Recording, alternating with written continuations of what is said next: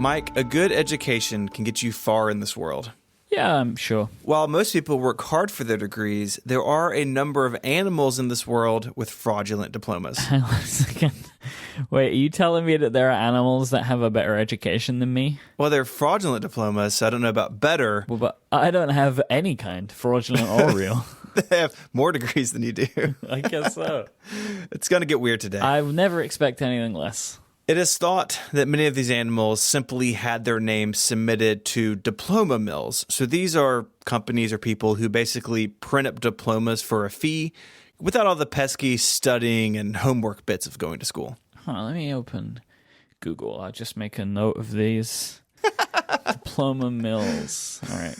We'll come back to that later on, I think, when we're done today. Congrats on becoming a doctor. Thank you so much. Thank you. So let's start with Lulu, a dog who got a degree from Concordia College in the U.S. Virgin Islands back in 2010. This was arranged by Mark Howard, a member of a legal team involved in a case that included a key witness with a, I'm doing air quotes, master's degree from the school.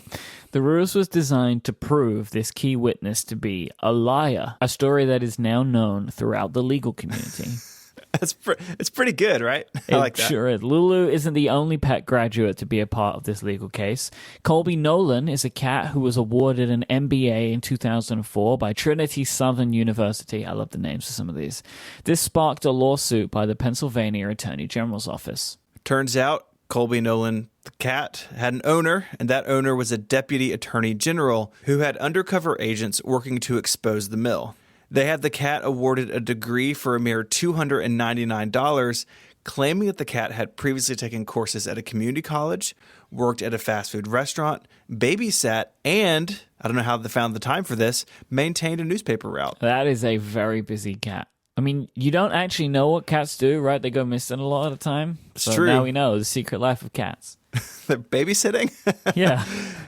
It's a very impressive resume, but of course it's all made up. Pennsylvania's Attorney General sued the, I'm doing air quotes again, school, and in December 2004, a temporary restraining order was placed against the mill and its assets were frozen.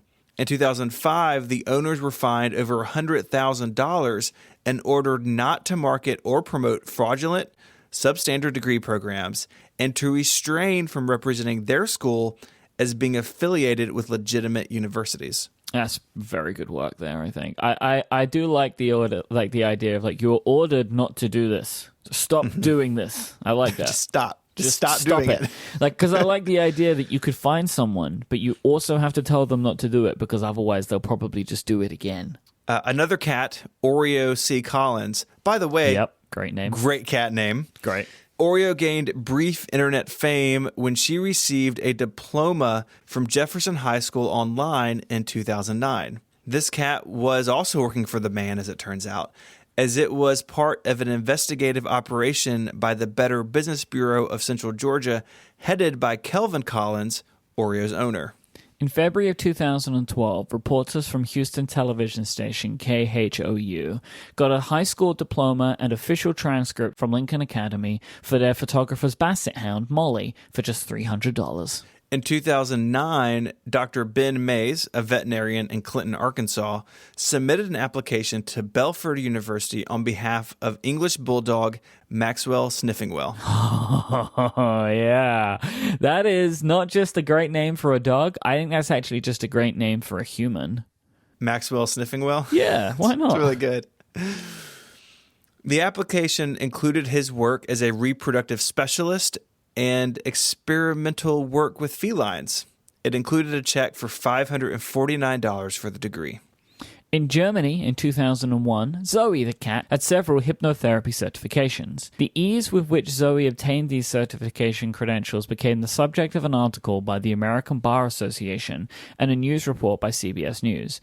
Zoe's owner then went on to work with the BBC as a consultant to uncover these programs. In 1984, Time magazine reported that Sassafras, a female poodle belonging to a New York City physician, had received a diploma from the American Association of Nutrition and Dietary Consultants just to prove that such paperwork was a silly construct of modern society.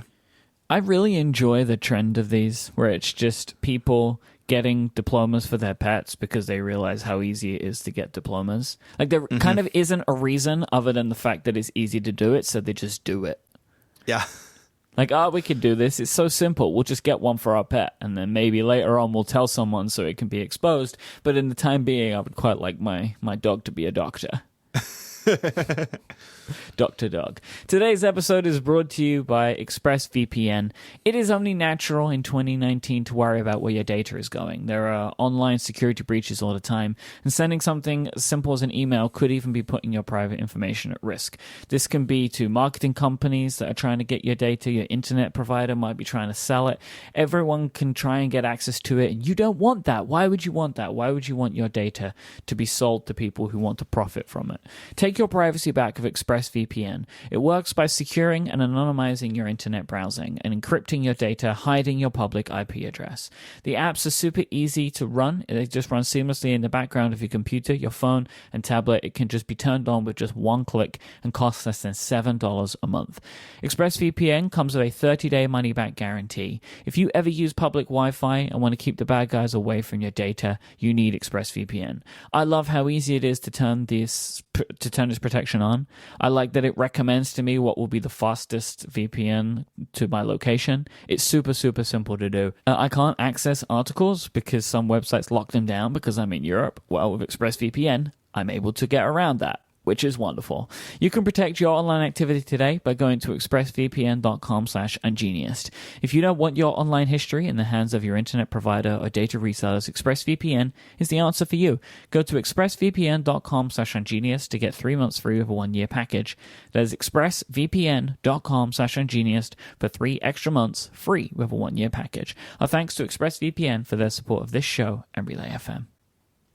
Okay, there's several more examples of this, but I think we need to talk about FDC Willard.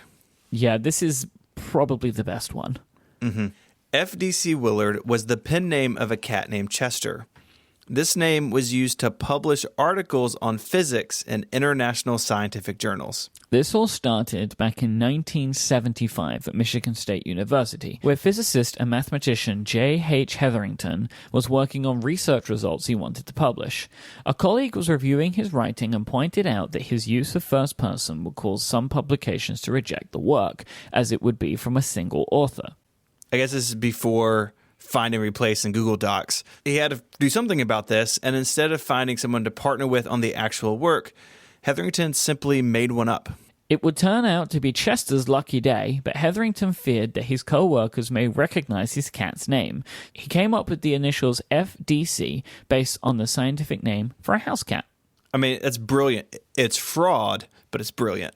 The best kind of fraud is brilliant fraud. The writing was published later in 1975, and later Willard authored a solo paper as well because I guess Hetherington just got a little bit cocky, I suppose, would be the reason for this. Willard was supposedly a co-worker at Michigan State, but of course it didn't take long for people to realize that he wasn't real. Willard couldn't be reached by phone and neglected to return a letter when offered a position at another university based on the work. That is so good that the cat got a job offer. About this time, Hetherington had sent some signed copies of his article to friends and colleagues and included the signature, which was a paw print of his co-author in them. When the news of the paw print signature surfaced, the truth was out. The whole thing just lasted 3 years. Hetherington got cocky, man. He could have kept this up for way longer. I know. For April Fool's Day in 2014, the American Physical Society made the Hetherington-Willard paper available to anyone to view, not just society members. Despite the deception, the paper is still considered influential to this day for its content, not just because it was co-authored by a cat. I like that they open sourced it, that anyone can just go download it. That's pretty awesome. We all need the cat work. I mean, it's impressive. I can't write a physics paper. Can you? No. See? Maybe we need to get 2 cats and put them together, or double the output. We buy physics degrees. Problem solved. And then any paper we write is a physics paper. I think that's how it works, right? Isn't that how it works? Yeah, absolutely. I'd like to thank Seth for sending in this topic this week. If you have a suggestion for a topic you'd like us to cover, you can send it to us via email. There's a link on the side of the webpage this week. That's relay.fm/ungeniused/71.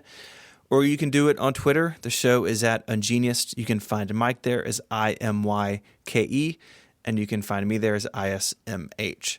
And until our next graduation, Mike, say goodbye. Goodbye. Adios.